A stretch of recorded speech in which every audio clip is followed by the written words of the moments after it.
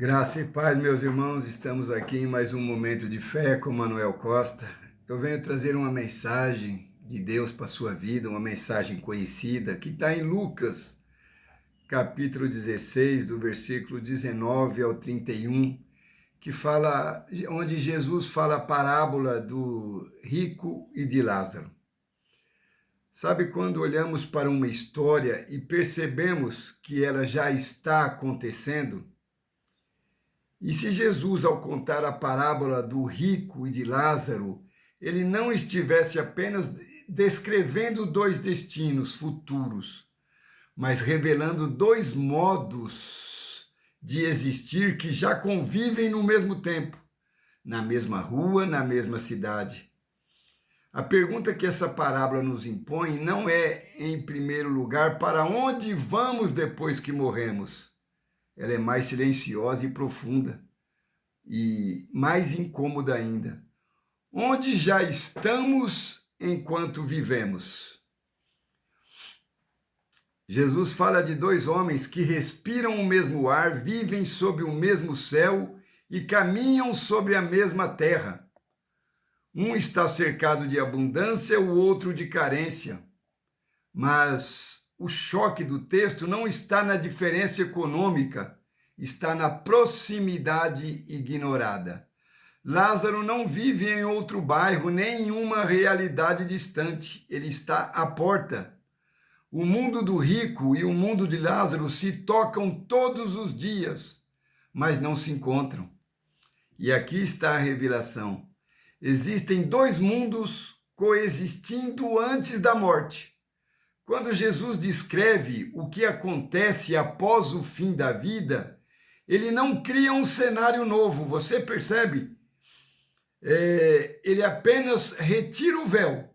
O abismo que aparece depois não surge repentinamente.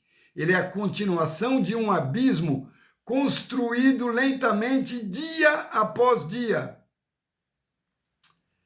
Sempre que alguém escolhe não ver, não sentir, não se envolver, não se importar e não amar. O rico não é apresentado como cruel, violento ou moralmente perverso. Ele não é acusado por roubar, por ferir ou por matar. Seu pecado é mais sutil e é por isso mesmo mais perigoso. Ele é indiferente à situação do outro. E talvez essa seja a acusação mais difícil de ouvir, né? Porque a indiferença raramente soa como pecado aos nossos próprios ouvidos. A parábola sugere algo profundamente humano e inquietante.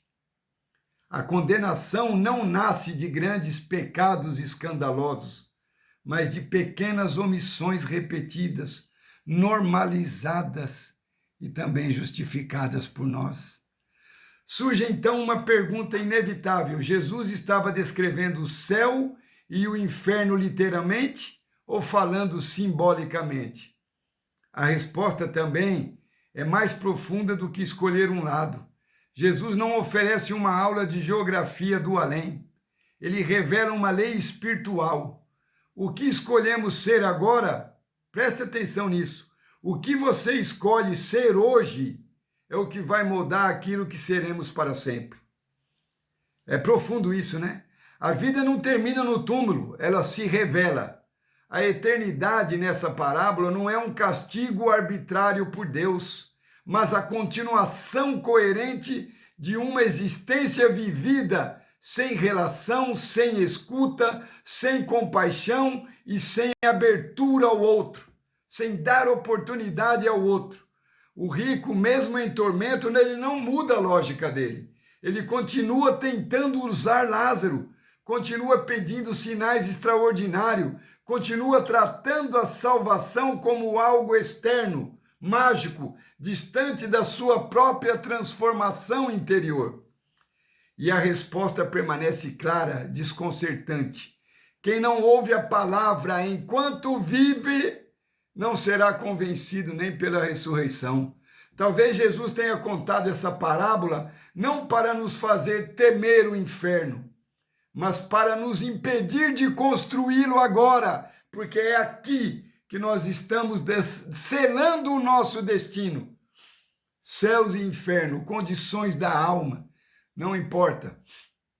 Você está decidindo aqui o seu futuro. Então, porque enquanto a vida ainda há tempo de... Por que Jesus nos chama ao arrependimento? Nossa, se você olhar para o mendigo e olhar para ele da mesma forma de antes, mesmo depois de ouvir essa palavra, aonde você quer passar a sua eternidade? Ainda há portas que podem ser atravessadas por nós, ainda há abismos que podem ser fechados, ainda há olhos que podem aprender a ver. Hoje é o dia de você abrir os seus olhos e enxergar. Essa parábola não termina com medo, mas termina com um convite. Ela nos chama a interromper ciclos, a atravessar portas enquanto elas ainda estão abertas, porque enquanto a vida há esperança. O entendimento tem que tocar no seu coração, você abrir os olhos, porque você está decidindo o seu futuro é aqui em vida. Permitir que o amor nos desloque do centro. Enquanto há fôlego, ainda há escolha. Enquanto há tempo, ainda há possibilidade de ver, de ouvir, de agir. Essa parábola não trata de riqueza ou de pobreza, nem se resolve em gestos pontuais de ajuda. O que Jesus revela aqui é uma forma de existir fechada em si mesmo, incapaz de relação e de responsabilidade diante do outro. O problema não é o que se deixou de fazer, mas o espaço que nunca foi aberto. O céu aqui não é apenas um destino futuro, mas uma realidade que começa quando a vida deixa de girar em torno de si mesmo e passa a ser compartilhada. Consegue entender o que é viver no reino de Deus? Viver no reino é compartilhar. Compartilhe a palavra, compartilhe uma ajuda.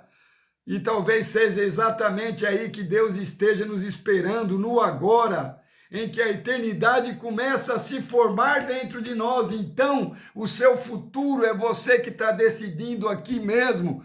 A parábola serve para mostrar duas condições de mortes, as condições da nossa alma, entende? Então, o Lázaro, o mendigo, ele não tinha recursos. Ele foi para o seio de Abraão. O outro foi para a tormenta eterna, mas não é que existe um inferno, um lago de fogo que vai queimar, eu não vejo isso, mas o estado de alma que você conquistou enquanto você estava aqui.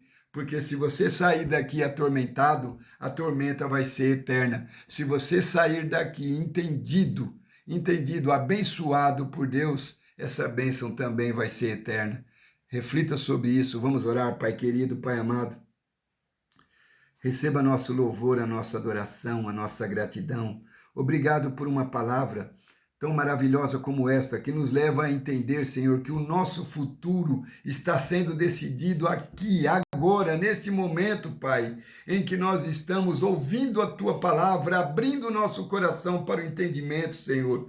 Isso pode salvar vidas, salvar almas, salvar famílias. Que essa palavra toque no coração das pessoas que estão a ouvir. Toque, Pai, sensivelmente, a sensibilidade, Senhor, seja aguçada agora para o entendimento dessa palavra, para que a salvação entre na casa de todos, meu Deus. Pai, abençoa cada casa, cada família, Senhor.